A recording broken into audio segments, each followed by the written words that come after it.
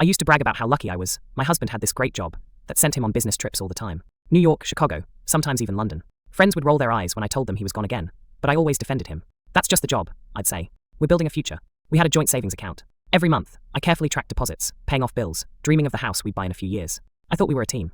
I thought those trips meant he was sacrificing time with me, so we could have something better down the line. The first crack showed up in the smallest way, a crumpled hotel receipt stuffed in his jacket pocket. Nothing unusual, until I noticed the location. Miami. He had told me he was in Chicago that week. And worse, the bill listed 2 guests, and a bottle of Dom Perignon charged to the room. My stomach dropped. I laughed it off when he caught me holding the paper, mumbling something about wrong pocket. But inside, my brain screamed. Chicago doesn't look like Miami. Business trips don't usually come with champagne for 2.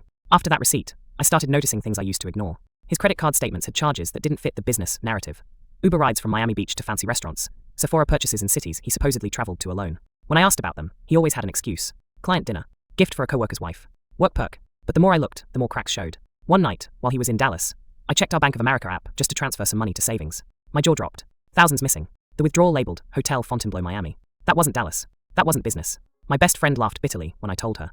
Girl, you're not crazy. He's not working. He's working someone. Still, I wanted to believe him. I clung to denial like it was a life raft. But then came the stupidest slip of all. An email notification that popped up on our shared iPad. It was from Delta. Your romantic getaway package is confirmed. Romantic getaway. Not corporate travel. Not business class with colleagues. Romantic. I stared at that screen until my hands went numb. The lie wasn't just cracks anymore. It was the whole damn foundation collapsing. The night everything snapped, he came home from yet another conference in Dallas. He dropped his suitcase in the hallway like nothing was wrong, kissed me on the cheek, and started talking about some imaginary client dinner. I waited until he sat down, pulled out my laptop, and opened the Bank of America account in front of him. Funny, I said, because this client dinner cost $3,200 at a Miami hotel, and it was billed to our joint savings.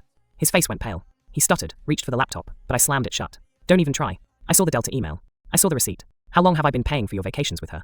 He tried every angle, denial, gaslighting, guilt trips. You don't understand, it's just stress. She means nothing. I was going to tell you. But the detail that gutted me? In the middle of his excuses, he blurted. It's not like it was just my money. You've been saving too much anyway. That's when the room went dead quiet. Not only was he cheating, he was proud to remind me I'd been financing it. My hands shook, but my voice didn't.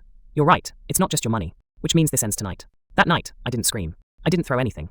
I simply grabbed my phone, logged into the bank app, and froze every joint account. His eyes widened like I'd just ripped the floor out from under him. You can't do that. It's both our money, he shouted. Exactly, I said, calm for the first time in weeks. And I'm done letting you burn my half. The next morning, I called a lawyer. By the end of the week, divorce papers were drafted. He begged, cried, promised it was just a phase. But I wasn't listening anymore. The real twist? Once the money dried up, so did she. His romantic getaway vanished when he couldn't charge it to me anymore. Now I'm rebuilding, alone yes, but stronger. I got my own apartment, restarted my savings, and even opened an account he'll never touch. People ask if I regret not seeing it sooner. Honestly, no, because now I know exactly what I bring to the table, and I'll never let anyone eat off my plate without earning it. He said it was business. Turns out, I wasn't funding his business. I was funding my freedom.